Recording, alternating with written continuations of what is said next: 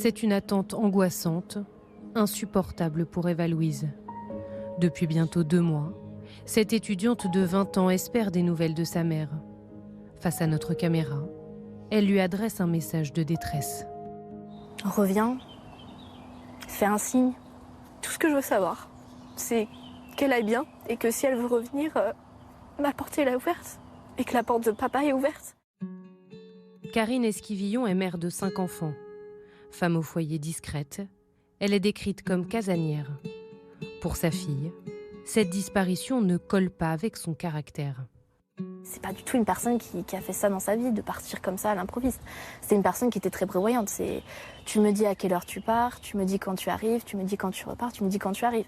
Donc très dans la prévoyance, comme ça, la sécurité. Donc partir volontairement comme ça lui ressemble pas.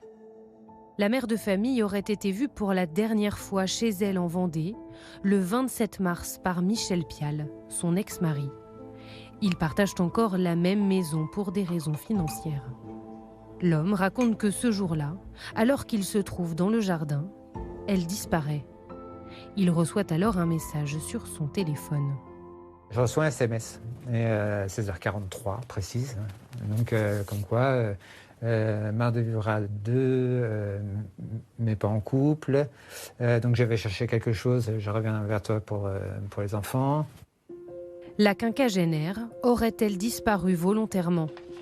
Son ex-mari affirme que de l'argent et le livret de famille ont été emportés. Elle est partie avec des habits, avec des affaires de toilette, avec du maquillage. L'un des enfants reçoit des SMS où elle rassure. Elle donne quelques nouvelles et envoie une photo de la dune du Pilat où elle n'apparaît pas. Mais un dernier message vient inquiéter toute la famille. Il y a eu un message le 31 en disant « Je ne vais pas donner de nouvelles pendant plusieurs jours parce que je pars dans un petit pays à côté de la France pour être dans un pays chaud. Je ne vais pas donner de nouvelles pendant quelques jours, mais ne vous inquiétez pas, je suis accompagnée, je ne suis pas toute seule. » Le 3 avril, Michel Pial se rend à la gendarmerie pour signaler la disparition de son ex-femme. Une semaine plus tard, le téléphone de la mère de famille est retrouvé à proximité de son domicile par le maire de la commune. Je marchais et on a traversé la route pour continuer notre marche, donc on a monté sur la partie gauche de cette route départementale et quelques mètres plus loin, on voit ce téléphone dans le fond du fossé. Je me suis rendu compte quand même que ce téléphone était quand même assez propre, très très propre, même pas de traces d'humidité, donc on peut imaginer qu'il n'y a pas très longtemps qu'il était là. Fait troublant, la batterie est presque pleine et la carte SIM retirée.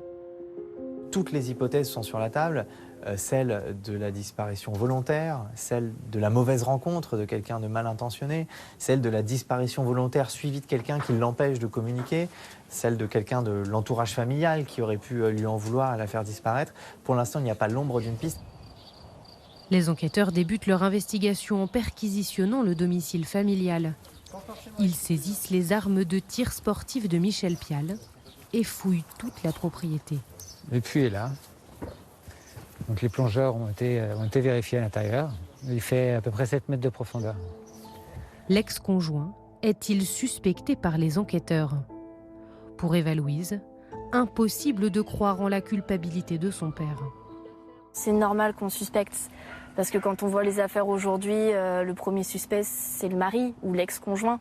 Mais il y a eu ce qu'il fallait à la maison. Il y a eu la police scientifique qui est venue. Mais il n'y a rien qui prouve que c'est mon père. Et pour le moment, tout prouve que ce n'est pas lui. Nuit et jour, depuis 2 mois, la jeune femme tente de comprendre l'absence de sa mère. Elle la décrit comme une maman poule et ne peut pas croire qu'elle ait pu les abandonner. Pour moi, ce départ ne devait pas durer 2 mois. Et il ne doit pas durer plus longtemps. Donc pour moi, c'est... Peut-être que oui, elle est bien partie. J'essaie de me faire à cette idée-là, par rapport aux faits. C'est-à-dire qu'elle a pris quand même quelques affaires, elle a envoyé 2-3 messages. J'essaie de me faire à cette idée-là. Après, là où j'en suis convaincue et persuadée, c'est qu'elle ne serait jamais partie aussi longtemps. Elle ne nous aurait jamais laissés. Ça, j'en suis convaincue et persuadée. Pour moi, il y a quelque chose qui ne va pas. Le 9 mai dernier, les gendarmes de la section de recherche de Nantes lancent un appel à témoins à la recherche de témoignages de personnes qui auraient vu Karine Esquivillon ces dernières semaines.